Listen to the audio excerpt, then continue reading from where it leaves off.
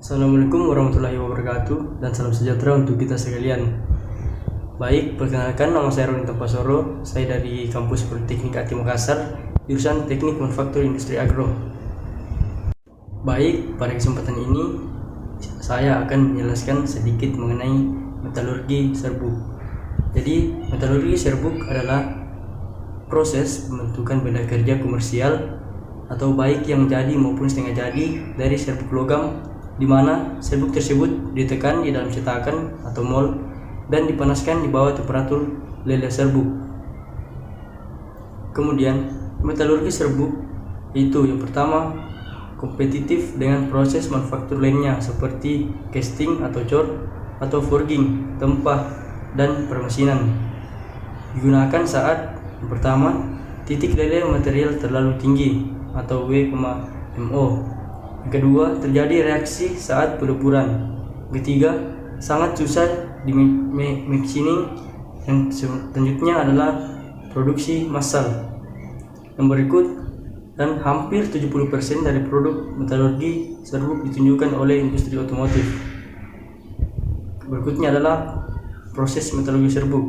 Metalurgi serbuk atau MS, powder metalurgi, P atau M, adalah sebagai berikut. Yang pertama adalah pembuatan serbuk, yang kedua adalah mixing atau pencampuran, yang ketiga adalah compression atau pemadatan, yang bagian D adalah sintering, dan yang terakhir adalah finishing.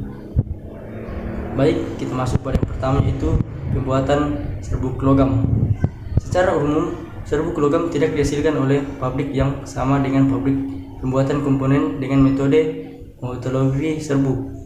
Semua jenis dapat diubah ke dalam bentuk serbuk, dan pembuatan serbuk logam sebagian bahan dasar pembentukan produk pada metalurgi serbuk dapat dilakukan melalui beberapa cara, yakni yang pertama kimiawi, yang kedua otomisasi, yang ketiga elektrolitik, yang keempat adalah mekanik. Nah, di sini kita bisa lihat bersama-sama bahwa contoh dari serbuk logam tersebut. Baik, saya lanjutkan. Kita masuk pada poin yang pertama, yaitu kimiawi. Secara kimiawi, serbuk logam dibentuk dengan proses dekomposisi material yang menguraikan atau memisahkan elemen-elemen jika dipanaskan pada temperatur yang cukup tinggi. Proses ini melibatkan dua rekatan, yaitu senyawa metal dan reducing agent. Kedua rekatan mungkin berwujud solid, liquid, atau gas. Selanjutnya itu adalah atomisasi. Atomisasi cair dapat dijadikan menjadi powder atau serbuk dengan cara menuangkan material cair dilewatkan pada nozzle yang dialiri atau air, udara, atau gas yang bertekanan sehingga terbentuk butiran-butiran kecil. Nah, selanjutnya itu adalah electronic deposition, yaitu pembuatan serbuk ini dengan cara elektrolisis yang biasanya menghasilkan yang sangat reaktif dan brittle.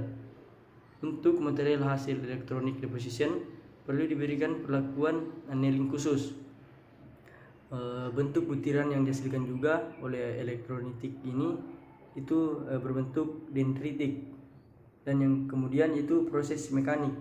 Kita ketahui bersama adalah proses mekanik itu adalah pembuatan serbuk dengan cara menghancurkan material dengan ball milling. Jadi material yang dibuat dengan mechanical processing itu harus material yang mudah retak seperti logam murni, bismut, antimoni, dan paduan logam yang relatif keras dan rapuh. Baik, selanjutnya itu adalah poin yang kedua, itu pembuatan serbuk logam dengan cara otomisasi. Yaitu proses otomisasi adalah proses yang sering digunakan dalam pembuatan sebuah logam. Otomisasi pada aplikasinya bisa digunakan yaitu pertama air dan juga pun gas ataupun metode sentrifugal, tergantung karakteristik serbuk logam yang akan dihasilkan. Poin pertama itu ada atomisasi air atau water atomization. Air tergolong untuk kualitas besar. Leburan cair yang muncul dari sebuah nozzle diuraikan dengan pancaran atau sebuah air. Proses ini digunakan untuk baja paduan rendah, baja tahan karat, paduan CO dan Ni dan Sn. Ukuran dan bentuk partikel dapat diubah dengan mengendalikan parameter proses. Namun serbuk logam selalu diterkodisasi. Kemudian ada otomisasi gas atau gas automation, mengalihkan serbuk-serbuk bulat.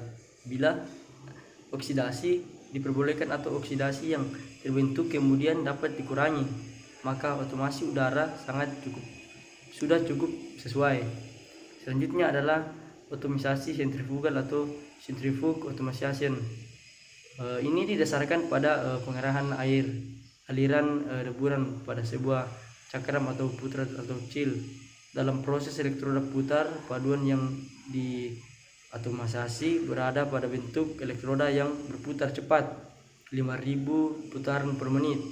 Nah, ini itu yang secara perlahan melebur karena busur listrik atau busur plasma helium. Baik, kita masuk bagian B, yaitu mixing atau pencampuran. Pencampuran serbuk dapat dilakukan dengan mencampurkan logam yang berbeda dan material-material lain untuk memberikan sifat fisik dan mekanik yang lebih baik. Pencampuran serbuk yang baik adalah pencampuran yang menghasilkan campuran yang homogen. Jadi bisa kita lihat bersama, jadi ini adalah alat asli yang digunakan untuk mencampurkan serbuk tersebut. Baik, selanjutnya kita akan masuk ke bagian E, yaitu finishing. Jadi pada finishing ada terbagi dari beberapa poin. Yang pertama, pada saat finishing porositas pada fuel sinteret masih signifikan 4-15%.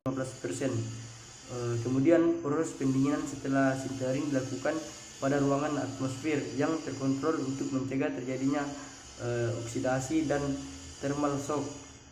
Kemudian gas yang digunakan itu juga pada proses pendinginan antara lain H2N2, inert gas of vacuum. Nah, kemudian adalah kelebihan. Ya, ini adalah kelebihan dari proses metalurgi serbuk. Pertama itu adalah dapat menghasilkan berbagai macam produk dengan material paduan. Yang kedua, dapat menghasilkan produk dengan porositas yang terkendali. Berikutnya adalah dapat menghasilkan bagian yang kecil dengan toleransi yang tinggi dan permukaan yang halus. Kemudian sangat ekonomis pada permukaan produk massal minimal 100.000 part. Nah, adapun kelebihan berarti ada kekurangan. Jadi kekurangan dari proses metalurgi serbuk adalah serbuk logam itu sangat mahal dan sangat sulit untuk didapatkan dan juga sulit untuk menyimpannya. Alat-alatnya juga sangat mahal dan beberapa jenis tidak dapat dibuat secara ekonomis, tidak dapat digunakan untuk bentuk produk yang rumit, dan logam-logam yang titik lebur rendah sulit disinter oleh oksida logam tanpa dapat direduksi. Kemudian itu kekurangan yang terakhir adalah sulit untuk mendapatkan kepadatan yang merata, utamanya pada bentuk yang sangat rumit. Jadi demikian yang bisa saya sampaikan mengenai kesempatan pada saat ini mengenai metalurgi serbuk.